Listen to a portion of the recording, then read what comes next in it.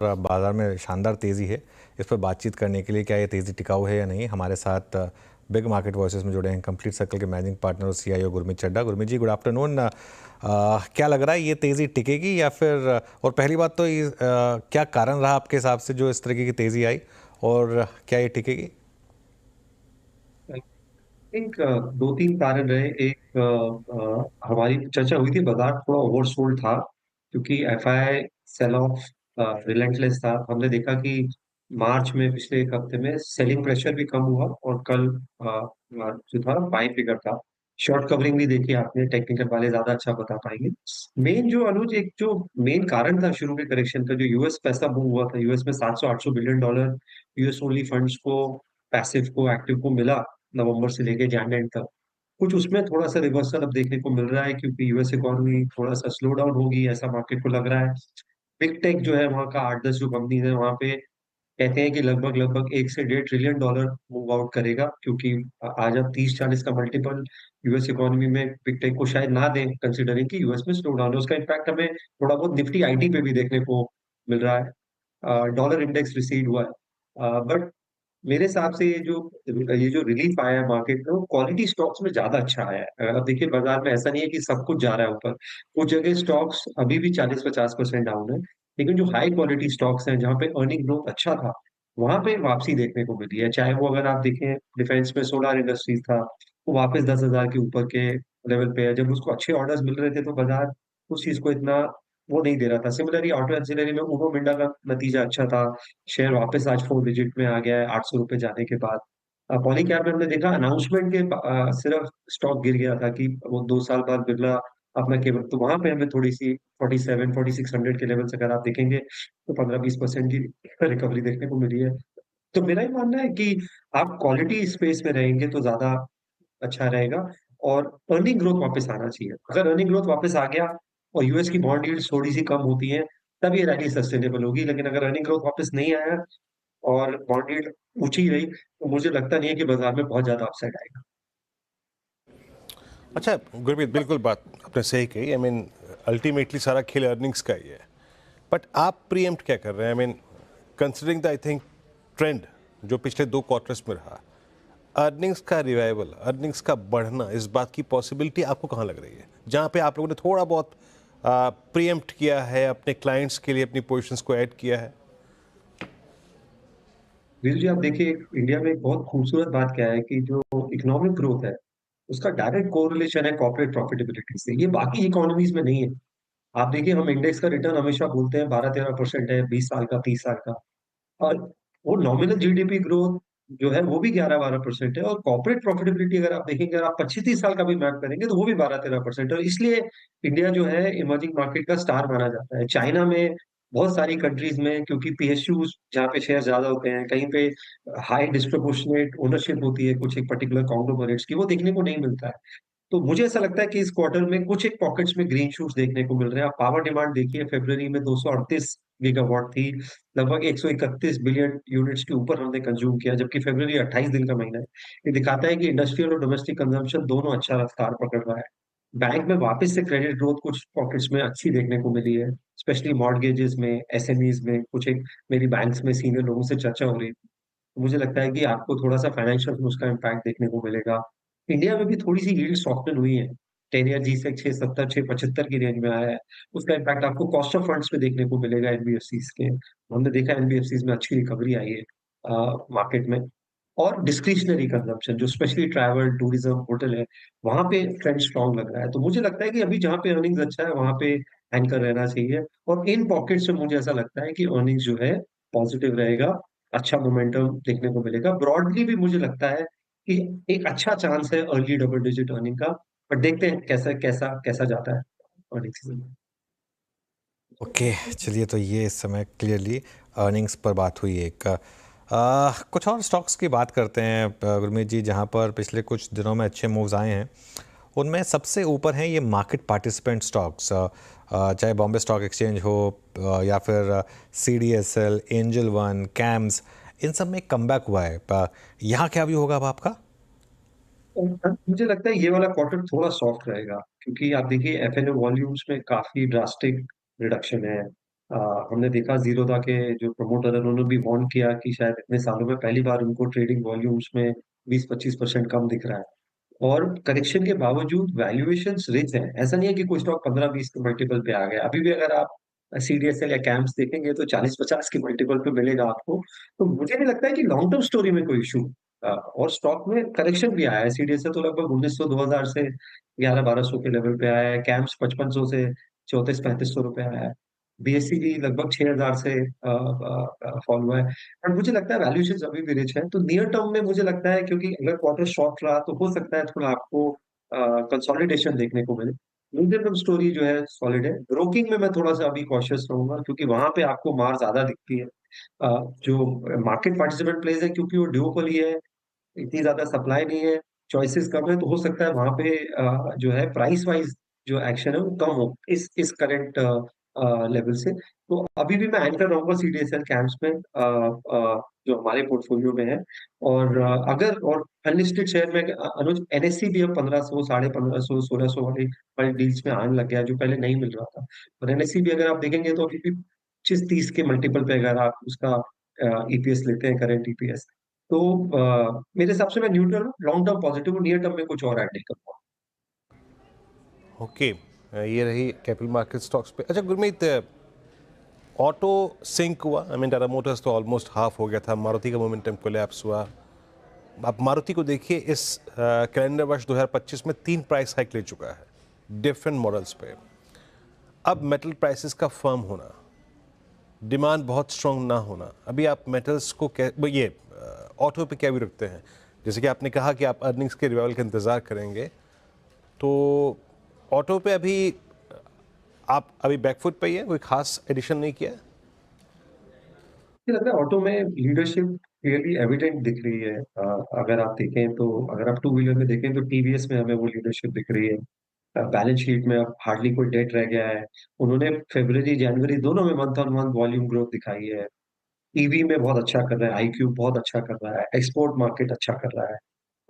Margins में improvement हुआ है सिंगल डिजिट से डबल डिजिट में, तो वो अच्छा ग्रुप है, कॉर्पोरेट गवर्नेंस अच्छा है। तो टू व्हीलर में क्लियर लीडरशिप दिख रही है।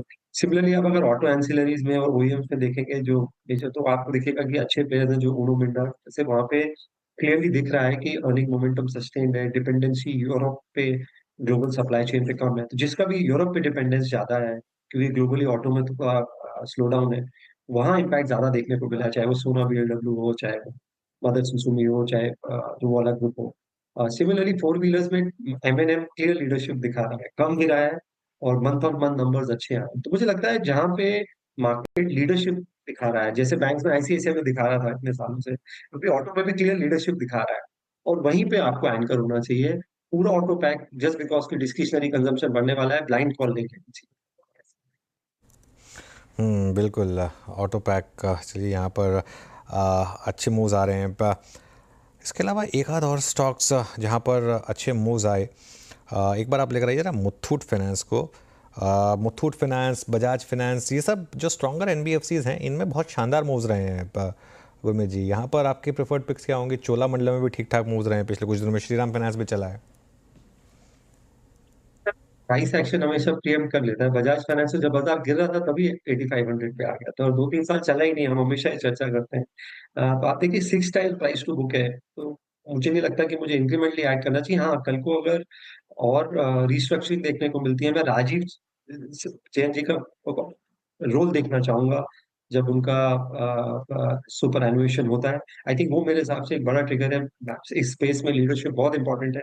हमने वो एचडीएफसी में भी देखा मिस्टर पुरी के जाने के बाद, हमने आईसीआईसीआई में देखा संदीप बख्शी जी के आने के बाद और अब तो हम मुझे लगता है बैंक्स ज़्यादा बेटर प्ले है नियर टर्म में। फेडरल बैंक आपको बुक वैल्यू पे मिल रहा है। आईसीआईसीआई, एचडीएफसी भी 2 सवा 2 के ही बुक वैल्यू पे है, एसबीआई बुक वैल्यू पे है और क्रेडिट ग्रोथ मुझे लगता है 1 क्वार्टर में आपको निम पे थोड़ा-सा प्रेशर दिखेगा, पर ब्रॉडली आरबीआई का स्टांस चेंज हो गया है। अब जो टाइटनिंग करी थी आरबीआई ने, खाली मैं लिक्विडिटी की नहीं बात कर रहा हूँ, जो रेगुलेटरी टाइटनिंग थी, वो भी चेंज हुई है। तो आपको बैंक्स में मुझे लगता है वैल्यूएशन वाइज़ ज़्यादा कम्फर्ट है। हाँ, अच्छी एनबीएफसीज़ अच्छा करेंगे। मुथूट को क्लियरली गोल्ड के प्राइसेज़ का भी फायदा हुआ है। तो मेरा फोकस अभी हाउसिंग फाइनेंस कंपनीज़ और बैंक्स पे ज़्यादा रहेगा। अच्छा Gurmeet, considering I think summer power demand और टेम्परेचर, राइजिंग टेम्परेचर, दो स्पेस फिर लाइमलाइट में है. Look at Voltas, look at Havells, blue star पहले से काफ़ी स्ट्रॉन्ग था. और एक power stocks itself, I mean CG, ये आपका एनटीपीसी को देखिए आप, टाटा पावर को देखिए आप, सीएससी को देखिए. यहाँ पे कुछ ऐड किया आप लोगों ने, और क्या व्यू आपका इस वक्त? उल्टा हमने ऐड किया है वीरू जी। हमें लगता है कि वो अपना आरएसी में शेयर मेंटेन करेगा। वॉल्यूम भी काफ़ी है। पिछले कुछ दिनों से आप देखेंगे जब से समर्स का अपडेट आना शुरू हुआ है, लगभग 20-25 लाख शेयर्स का वॉल्यूम आपको रोज़ देखने को मिल रहा है। आज गवर्नमेंट ने एक और एग्ज़ेम्पशन दिया बीआईएस स्टैंडर्ड्स का एसी कंपोनेंट्स में, क्योंकि उनको लग रहा है कि शॉर्टेज होगा। बट वैल्यूएशंस बहुत सस्ते नहीं है, जैसे मैंने बोला, चाहे वो ब्लू स्टार हो, चाहे वोल्टास हो। वोल्ट आप रीज़नेबल, आप वोल्टास 40 टाइम्स है तो आपको रीज़नेबल लगेगा, बट रीज़नेबल मतलब वैल्यूएशंस है, तो आप टैक्टिकली ये प्ले खेल सकते हैं कंज्यूमर ड्यूरेबल्स का। बट बिगर प्ले डिस्क्रिशनरी में, मैं जैसे मैंने बोला, ट्रैवल, टूरिज्म, ये बहुत स्ट्रक्चरल प्ले है। इसके अलावा पावर में हमने ट्रांसमिशन स्पेस में ऐड किया है, पावर ग्रिड ऐड किया है पोर्टफोलियो में। वैल्यूएशन लगभग 350, 360 से ₹250 आ गया था। वहाँ वैल्यूएशन बहुत बहुत रीज़नेबल है। एनटीपीसी को हम इवैल्यूएट कर रहे हैं और हमने कुछ ट्रांसफार्मर स्टॉक्स जैसे हिंद रेक्टिफायर और बाकी जगह पे भी स्टडी करा है, और कुछ को ऐड करेंगे। तो मैं एनर्जी स्पेस में, एक तो वैल्यूएशन अच्छा है और मुझे अर्निंग विजिबिलिटी दिखती है, अगले 1-2 साल सॉलिड अर्निंग विजिबिलिटी दिखती है। और मिस्टर नीलकनी ने कल बहुत अच्छा एक आर्टिकल लिखा है कि power could be the new UPI, और कैसे हम पावर प्रोड्यूस करेंगे, ट्रेड करेंगे, ये अगला मोमेंट हो सकता है एनर्जी में। तो मैं काफ़ी कंस्ट्रक्टिव हूँ पूरे एनर्जी वैल्यू चेन में। हम्म, क्या क्या क्या कहा था आपने? क्या power can be the new? Energy and power will be the new UPI, Anuj. Mister अच्छा। नंदन निलेकनी ने ये बहुत अच्छा एक आर्टिकल हम्म। लिखा है कि कैसे जब ये हम सोलर पैनल लग रहे हैं घरों में, न्यू एनर्जी जो है ट्रांजिशन हो रहा है, कैसे उसको ग्रिड में डालेंगे, पूरे वैल्यू चेन में हम्म। कहाँ-कहाँ है। आई थिंक बहुत ही ब्यूटीफुल आर्टिकल है। और वो बात कर रहे हैं कि कुछ टाइम बाद हाउस होल्ड्स प्रोड्यूस, कंज्यूम और ट्रेड करेंगे। तो ये अगर हम्म। यूपीआई की तरह हो सके, तो ये अपने आप में एक बहुत बड़ा डिस्रप्शन हो सकता है एनर्जी में। तो बहुत बहुत बहुत ही सुंदर आर्टिकल है। मैं आपसे अलग से शेयर करूँगा पोस्ट डिस्कशन। चलिए, आप यूपीआई की बात ही कर रहे हैं तो एक दो स्टॉक्स पे व्यू ले लेता हूँ आपका। पेटीएम या मोबीक्विक का आपके रेडार पर है क्या? मोबीक्विक तो आज 12% ऊपर है, गिरा काफ़ी था ऑब्वियसली, अपने इशू प्राइस के भी नीचे आया था, लिस्टिंग प्राइस के तो काफ़ी नीचे आ गया था। यहाँ पर क्या अब फ्रेश व्यू बनता है? मेरा बड़ा क्लियर व्यू है, जब तक मैं इस मार्केट में जब तक अर्निंग्स नहीं देखूँगा, मैं उस स्पेस से दूर रहूँगा। मेरा कोई डिस्कनेक्ट नहीं है। आई थिंक दोनों अच्छे बिज़नेस हैं। पेटीएम इन पर्टिकुलर अ, बहुत टाइम में ये मोड क्रिएट होता है। बट अगर आप कैश बर्निंग स्टेज पे हैं और इस समय ग्लोबल कैपिटल की स्केर्सिटी हो गई है अनुज, ये सिचुएशन बहुत अलग है जो 2-3 साल पहले थी। अबंडेंट था, अब कैपिटल को लेके झगड़ा है, कहाँ जाएगा, राइट? और इकोनॉमिक ऑर्डर रीसेट हो रहा है। इस टाइम पे आपको जहाँ पे प्रॉफिटेबिलिटी है वहाँ रहना चाहिए। हम न्यू एज कंपनीज़ में ज़ोमैटो, पीवी फिनटेक में हैं। हम नायका को वैल्यूएट कर रहे हैं क्योंकि एक एक वुमेन वर्कफोर्स का पार्टिसिपेशन बढ़ रहा है, और बीपीसी जो कैटेगरी है, हमें वहाँ पे डबल डिजिट वॉल्यूम ग्रोथ दिख रही है, और वहाँ पे ऑनलाइन और ऑफलाइन दोनों का जो मॉडल है, डिस्ट्रीब्यूशन मॉडल, वो एक कन्वर्ज कर रहा है। दोनों अच्छा कर रहा है। तो इन 3 जगह पे हमारा निगाह है। नायका हालाँकि हमारे पास नहीं है, पीवी फिनटेक और ज़ोमैटो है पोर्टफोलियो में। इसके अलावा भी हम जहाँ पे भी कैश बर्न है, हम कुछ 1 आध 2 क्वार्टर उसको अवॉइड करेंगे पोर्टफोलियो में। गुरमीत जी के इस पूरे डिस्कशन को अगर आप एक हेडलाइन या एक सुर्खी देना चाहें ना, मैं हेडलाइन देना चाहें, अच्छा, a PMS manager hunting for profits, है ना? बिल्कुल भी है, बिल्कुल यही होना चाहिए। आई मीन पूरा खेल ही अर्निंग्स का है, और यही खेल आपको समझाएंगे गुरमीत जी इस बार के मार्केट गुरुकुल में। जी हाँ, एक पूरा का पूरा अगर आप देखें अंश, तीसरा अगर आप देखें अंश, इनफैक्ट सेकेंड सेशन जो होगा वो गुरमीत जी, जनाब अर्निंग्स इस पर फोकस कीजिए। जब तक कंपनी कमाएगी नहीं, आपको क्या देगी, बाजार कैसे चलेगा, सब कुछ इसी अर्निंग्स का खेल है। तो अर्निंग्स को समझने का और प्रीएम्प्ट करने का और उसके आधार पे स्टॉक पिकिंग का जो मूल मंत्र है वो गुरमीत आपको समझाएंगे। और याद रखिएगा 22-23 मार्च को आपकी, हमारी, अनुज की, आशीष की, मेरी, गुरमीत की, सबकी मुलाकात होगी गुरुकुल, मार्केट गुरुकुल में। अनुज, तो अर्निंग्स का ये खेल समझाएंगे गुरमीत, है? बिल्कुल फिर वो, क्योंकि देखिए अल्टीमेटली मार्केट्स चलती हैं अर्निंग्स पर। नियर टर्म में सेंटिमेंट, मीडियम टर्म में लिक्विडिटी, लेकिन लॉन्ग टर्म में अर्निंग्स। आप 2004 से 5 से, मैं इसलिए कह रहा हूँ 2004-5 क्योंकि वो मार्केट मुझे याद है, 2003 में मैंने अपना करियर शुरू किया था, तो वो मार्केट मुझे याद है। आप वहाँ से लेके आज तक का निफ्टी का चार्ट उठा लीजिए और निफ्टी का ईपीएस उठा लीजिए, आपको 20 साल में सेम ग्रोथ दिखाई देगी। बीच बीच में फेजेस आएंगे जिसमें वो वैल्यूएशन Phases गैप आएंगे, होगा या होगा, वो लीनियर लाइन नहीं दिखेगी आपको, लीनियर लाइन आपको एफडी में दिखेगी, इक्विटी में नहीं दिखेगी। लेकिन अगर आप एक लंबा नज़रिया रखते हैं, eventually it all boils down to earnings. और इसके लिए कहते हैं ना कि ये नैरेटिव बेस्ड स्टोरीज 1 साल 2 साल चलती हैं, लेकिन इवेंचुअली अगर कंपनी प्रॉफिट नहीं जनरेट करेगी तो वही हाल होगा जो स्विगी का हुआ था। आज चल रहा है स्विगी, वो अलग बात है, लेकिन मतलब हाल वही होगा फिर अगर आप लॉस मेकिंग कंपनी होंगे तो ये खैर क्लियरली एक व्यू। चलिए गुरमीत, बात करेंगे आपसे इस मार्केट गुरुकुल में, और looking forward to it Veeru. बिल्कुल, और बिल्कुल। जुड़ना है आपको गुरुकुल में और अर्निंग्स के इस खेल को। गुरमीत कुछ कह रहे थे, गुरमीत कुछ कह रहे थे। मैंने बोला लुक फॉरवर्ड, बहुत बहुत एंगेजिंग डिस्कशन होने वाला है। काफी काफी सारे एक्सपर्ट्स हैं जिनको मैं खुद हाँ। सुनना चाहूंगा, चाहे वो नीलेश हो, आशीष हो, मैं खुद को सुनना चाहूंगा। तो आई थिंक ये खुद के लिए भी बहुत बड़ा लर्निंग एक्सपीरियंस हो। जी हाँ, जो पढ़ाएंगे वो कुछ ना कुछ, अगर आप देखें, इस बात की गुंजाइश भी रखते हैं कि हम भी इससे सीख कर जाएंगे। गुरुकुल, मार्केट गुरुकुल 23-22 मार्च को याद रखिएगा, आपसे साथ जुड़ेंगे हम ये। और अगर आप जुड़ना चाहते हैं तो ये QR कोड आपकी स्क्रीन पे है, अभी भी आपके पास विकल्प है इस 2 दिन के वेबिनार से जुड़ने का। स्कैन कीजिए, fee structure, dates, schedule, speakers, content, सब कुछ आपके सामने होगा। जुड़िए मार्केट गुरुकुल के साथ। निफ्टी